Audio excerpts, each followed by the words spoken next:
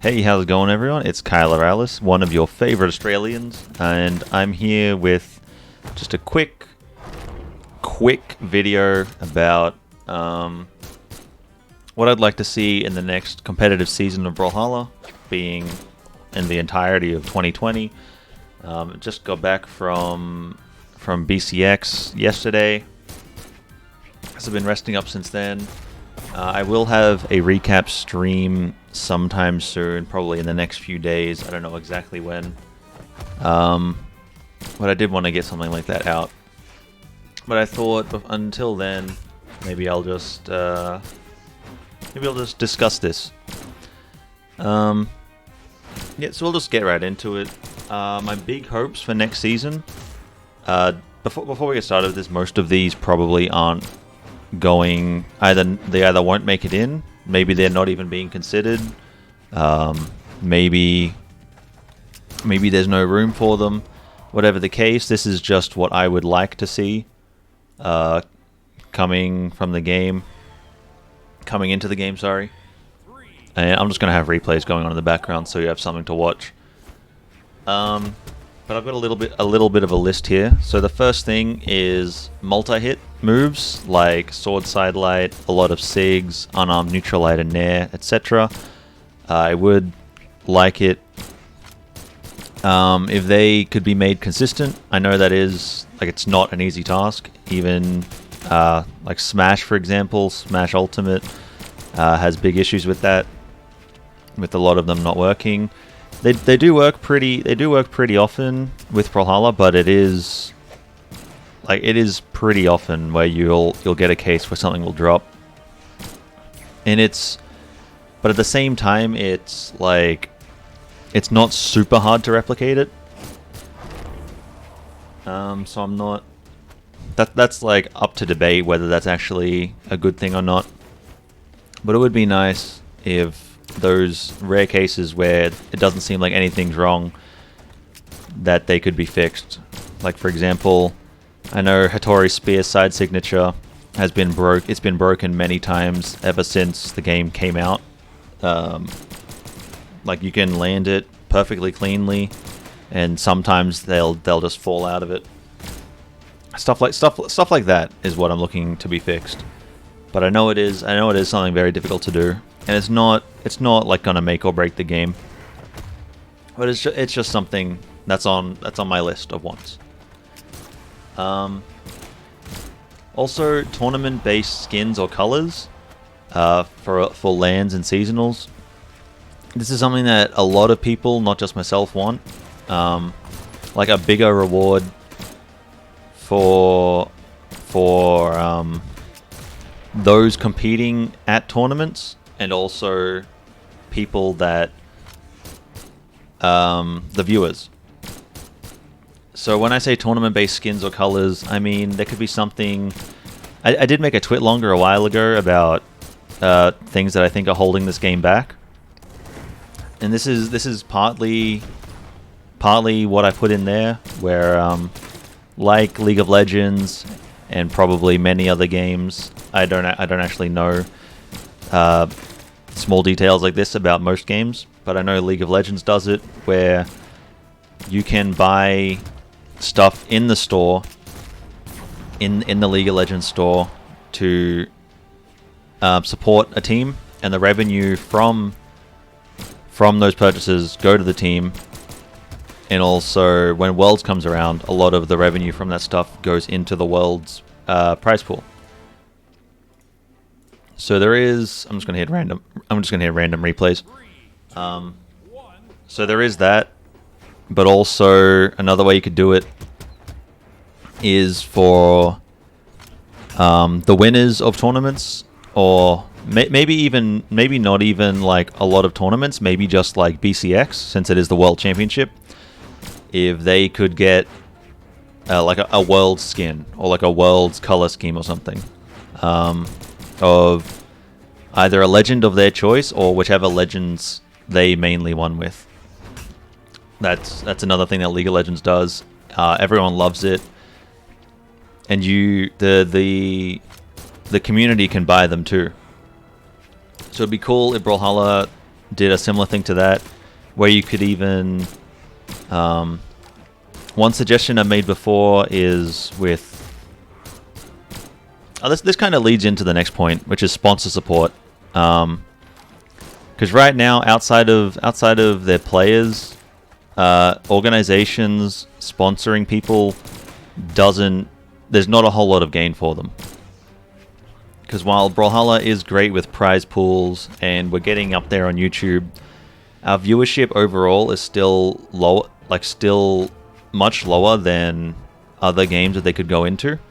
Like, for example, a lot of fighting games don't have quite as much money as Brawlhalla does, but the viewership and the potential advertising and marketing is so much higher.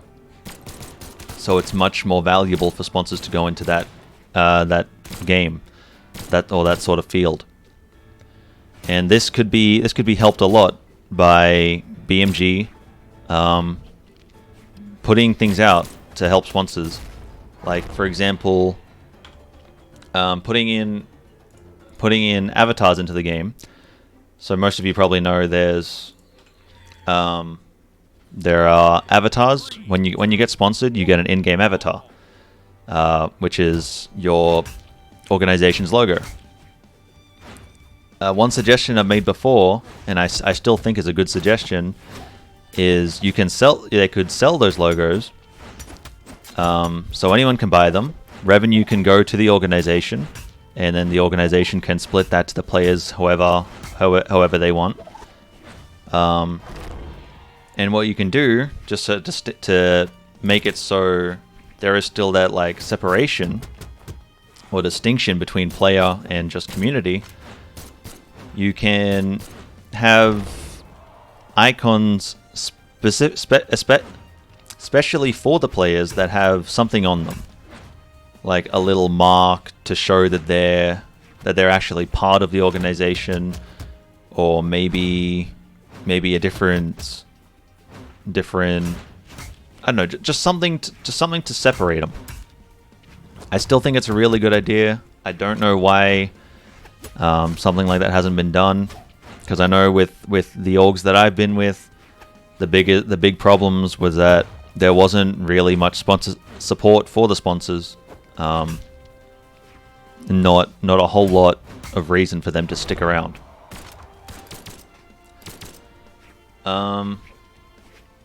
So next on the list, there's reworking Twilight and Blackguard. This isn't something that everyone will agree with. Definitely more people will agree with reworking Twilight than they will reworking Blackguard. That was a sick read, by the way. But yeah, with Twilight, I think removing the island and moving the top platform down would be a nice... This isn't even me playing. It would be like a cool change. Like, it would change the stage, even if not that specifically. This is just a suggestion. Something like that changes the map so drastically, and can make it much healthier for competitive play. Because at the moment, the problems with Twilight are, one, the island. I think everyone can agree with that. The island adds a nice dynamic with being able to combo and stuff off it, but it's also not super fair. Personally, I like the island. I like being rewarded for knowing little things like that, because most weapons have island combos that are useful. So I like being rewarded for knowing that stuff, but at the same time, some weapons I left before this finished, so that's why it cut off. Yeah, most weapons have something that you can do with the island, but there's also a lot that's even if they have something, it's not super relevant or useful. And the other problem with Twilight is that it's really easy to camp, which the island in part does as well.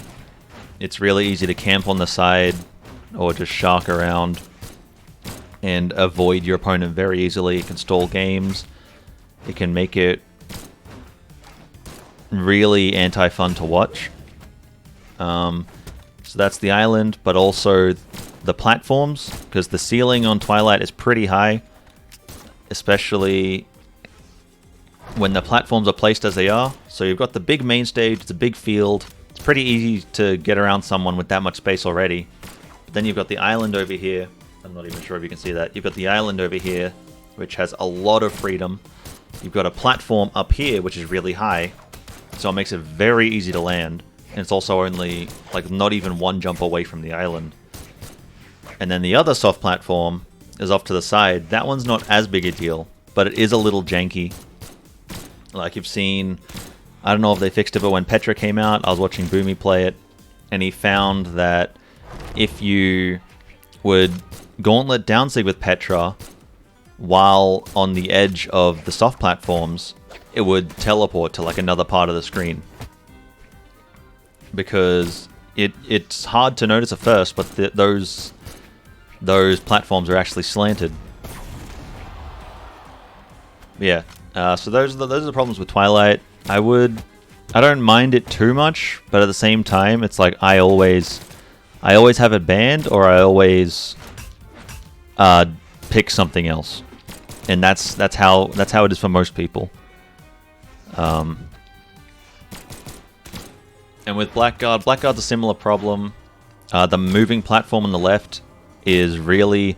I don't mind so much that it moves. Like, it's cool, it's unique.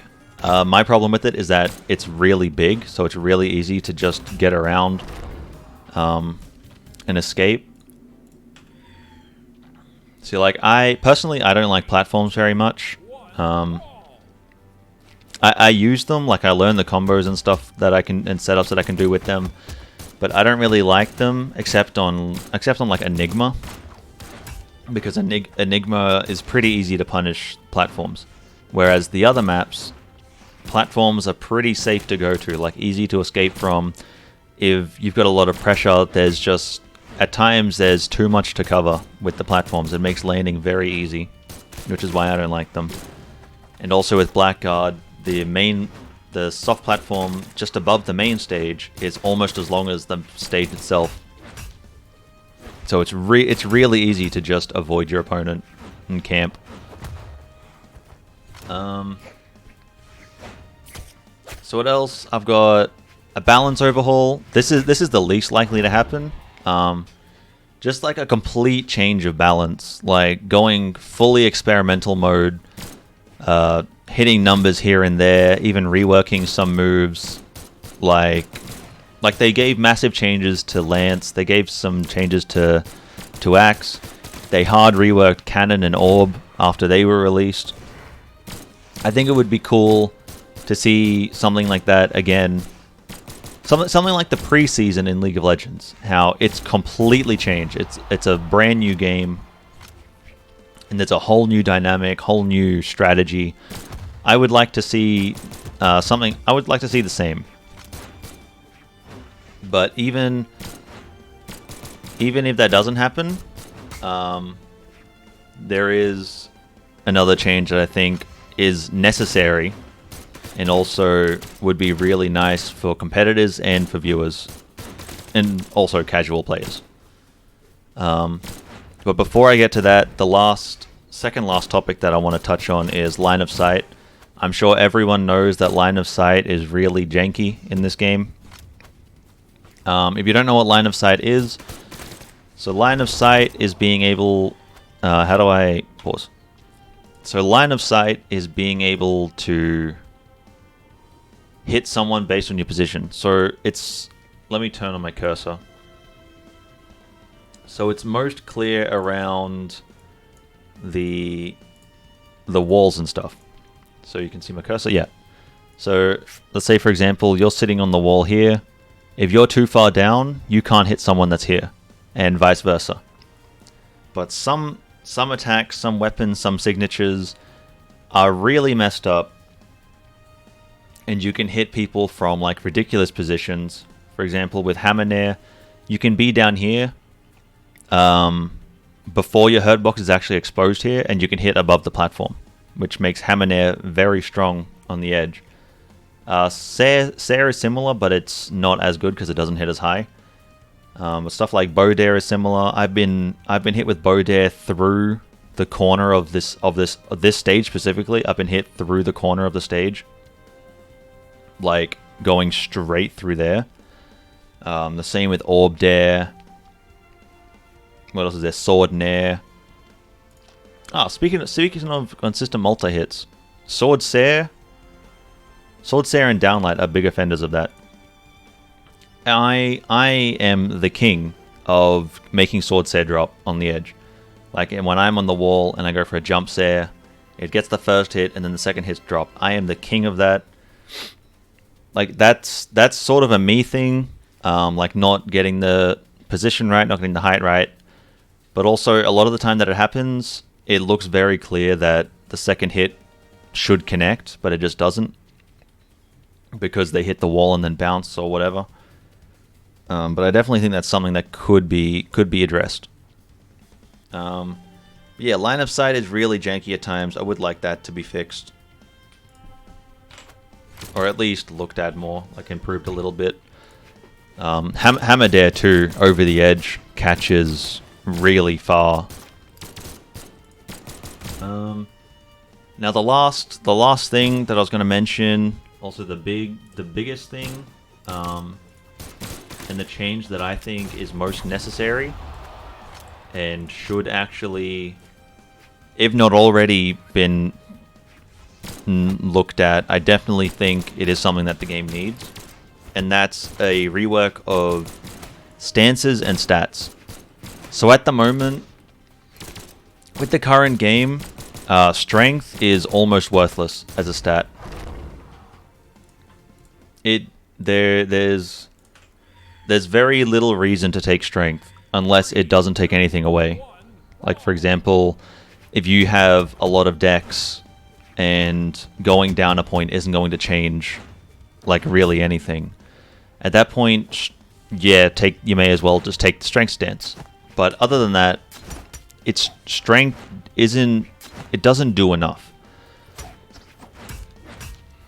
Like, for example, 5 strength dealing 100 points of damage is about equal to 120 damage if you have 6 strength and you're both against 4 strength and you're both against a 5 defense character. It's not that noticeable, and the force isn't the difference in force isn't that high either. Like, a lot of kill combos, usually the difference will only be less than 10 damage, or not more than 10 damage. So it'd be cool, and that's at the extremes, like comparing 8 strength to 3 strength. So it would be really nice to see that change. And also, Dex is a bit of a problem too, because you've got some characters. So stances dictate a lot in the meta, in the game's meta. So what makes a character good or bad is made up of a lot of things. So you've got SIGs, you've got the rest of the current meta, you've got how good their weapon kit is, how good their individual weapons are, but also a big factor in it is the stats. Sorry. So you've got characters that don't have the most impressive weapon kits.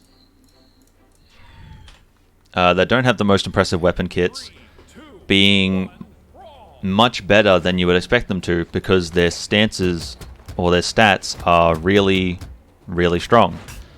An example of this is Cassidy.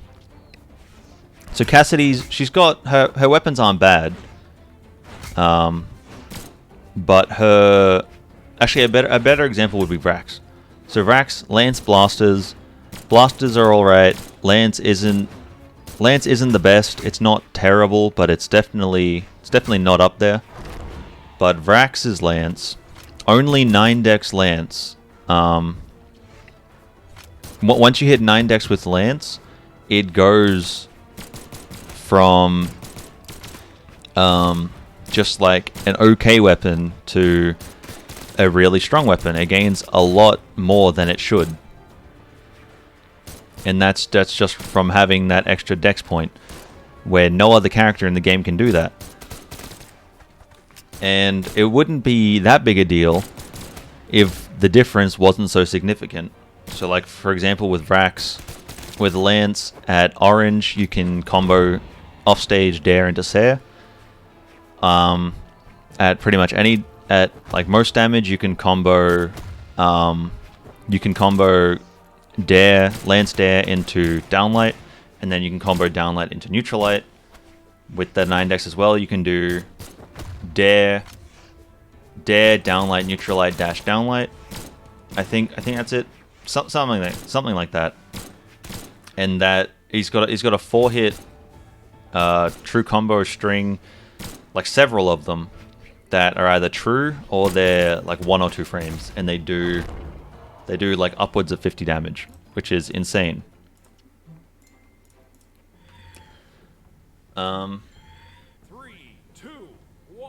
Yeah, and then you've also got on the other side, you've got characters like Barraza and Queen Nai, who aren't nearly as good as they could be if they weren't held back so hard by their stances and their stats. Queen Nai much more than Barraza. People have been thinking Barraza's really good lately. I think he's okay. I don't think he's amazing. But the problem with them is that not only is their dex terrible, so they're a lot laggier than other characters, but their move speed is also really low. So with Queen Nai, she's got 4 dex and 3 speed, if I'm not mistaken. Yeah, she's got 4 dex and 3 speed. 4 dex, terrible.